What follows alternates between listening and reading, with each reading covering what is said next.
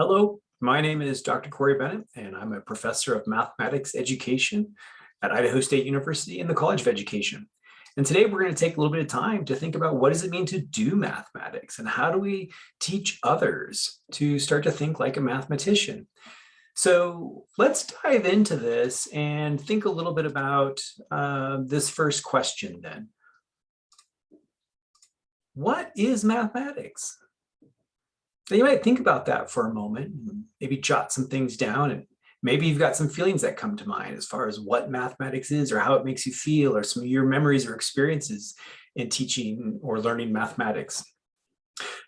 If we think about mathematics from a broader perspective, though, we see that there's lots of different definitions around this. We know it's a world language built on logic. It's a body of knowledge about number and shape and space. And we know that it talks about this prescribed way to make sense of the world and how to deal with certain phenomenon within the world.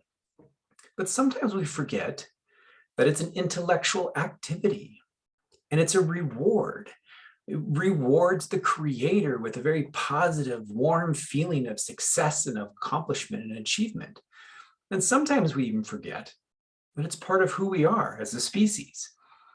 It's part of our history and it's been around for over 6,000 years.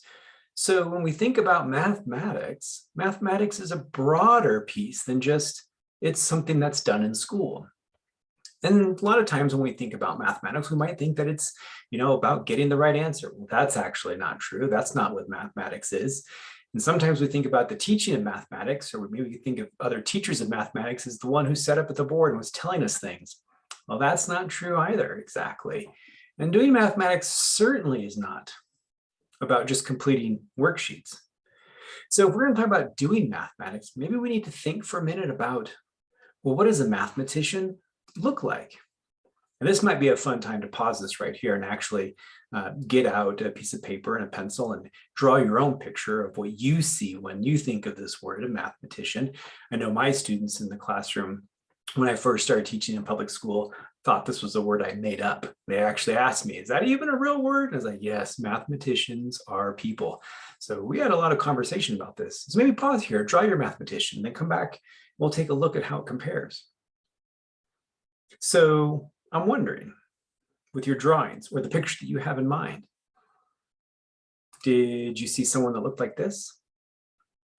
That center one certainly is quite popular. People often draw someone, this old white person with crazy scraggly hair standing in front of the whiteboard or chalkboard even with these big math equations behind them. But that's not exactly a mathematician. I mean, these people are all mathematicians, but so are these people. And so if we want to start to get students to think like a mathematician and start to be a mathematician, then we're going to ask them to adopt that identity of a mathematician. So I actually did this with a group of students. I asked them to draw me a picture of a mathematician to see what that would look like. And some of them did draw stick people. And so I said, okay, that's fine. But now put your little notes, your little ideas on the side here. What should we see? What's going on with this? But most common responses were something like this, right? So they had glasses. They had these shirts on that said, I heart mathematics. And even sometimes they were kind of robot looking. They didn't really look like people. And I can promise you, they didn't look like any of the students. And that was kind of a big deal to me. It's like, well, how am I going to get people to see and think like a mathematician and try to be a mathematician if we don't know what it means to do mathematics? So maybe let's start there and think about, what does it mean to do mathematics? And for some of us, when we think about doing mathematics, we don't realize that mathematicians actually work on a single problem, sometimes for a very long time. And they're, over this great period of time in different conditions, with maybe working with different people, maybe not. But it's not something that's done in a relatively short experience that's fast and it actually gets to the right answer at the same time. So the actual work of a mathematician is very different sometimes than what we think of those people maybe in our past classes of the ones who are good at mathematics, right? Those don't actually fit. They don't align. They don't match up really well. So As part of this process of getting kids to think about what does it mean to do mathematics, I had to give them some challenging problems. And I gave them some problems that were not going to be fast. And I gave them some problems that were not going to be easy, that there were going to be a challenge, that was going to require their perseverance and persistence and require them to keep track of their work and think about it. Essentially, I wanted them to look at things that seemed impossible at first, but then maybe actually had some pathways in. So some of these problems that I actually gave them looked something, well, maybe not quite like this one with bricks, though I love this imagery and thinking about, how would you even transport all that and get that going, right? So I gave my students something like this. So in round one, you've got these 4 acrobats against 5 grandmas, and they're doing a tug of war, and it's a dead even draw.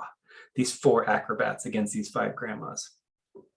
And then in round 2, you give Ivan the dog pitted against 2 grandmas and 1 acrobat. And again, it's a dead even draw. And the last round, here we have these 3 grandmas with Ivan, mind you, Ivan's pretty strong, he's on their side too, against the 4 acrobats again. And the question is, who is going to win this round? So this is a highly mathematical task. And I've given this to elementary students, to middle school students. I've even given this to college students before.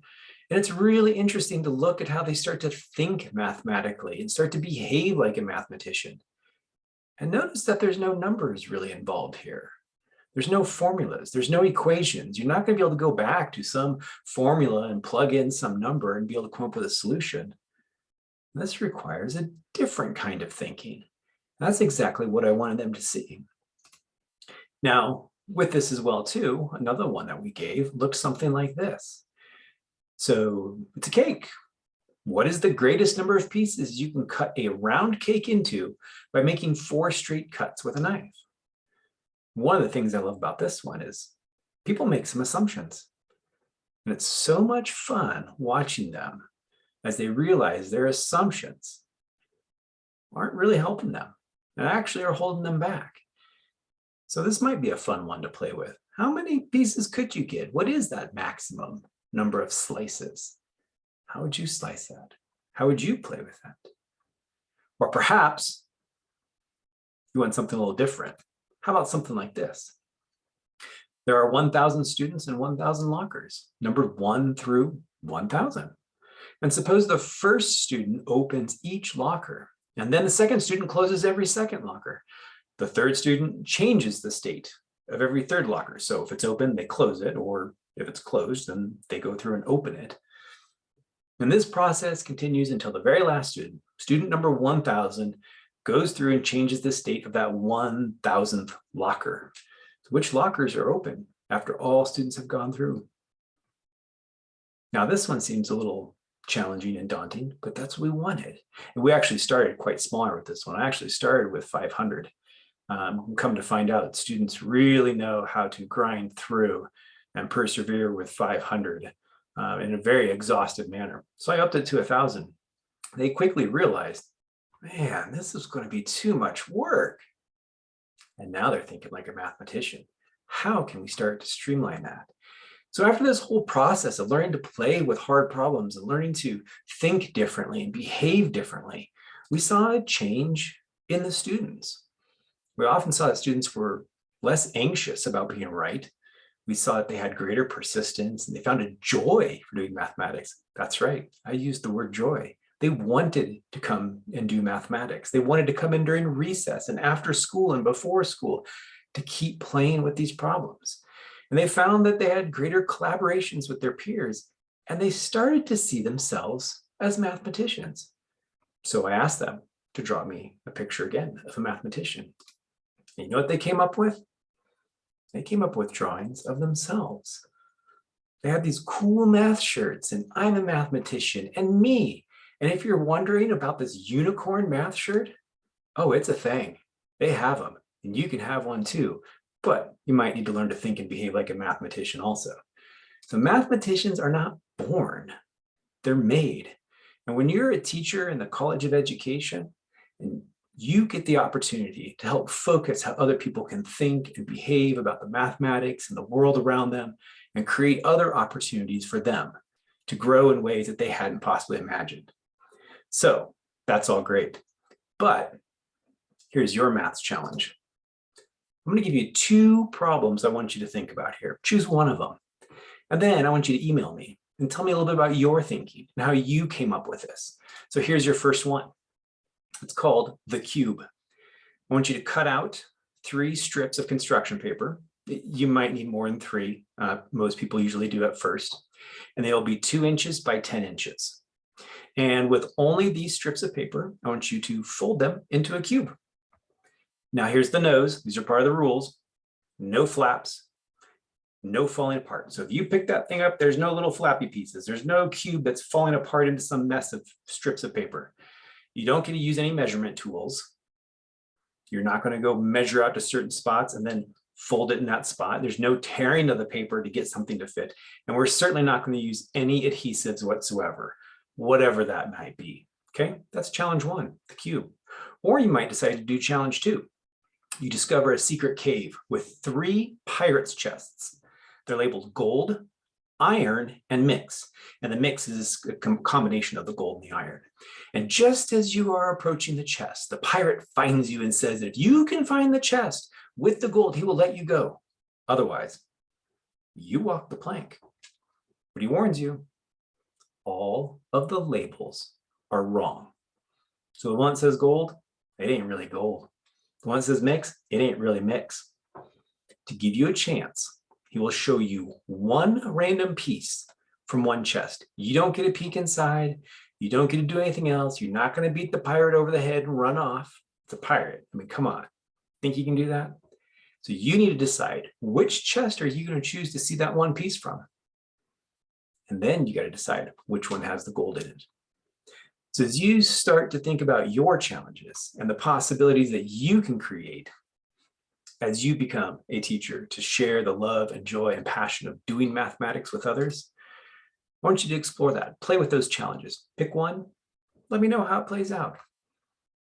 And then maybe we can continue this conversation. Until then, keep thinking about being a mathematician and keep thinking about how you can share the joy of doing mathematics and helping others find the joy in learning mathematics.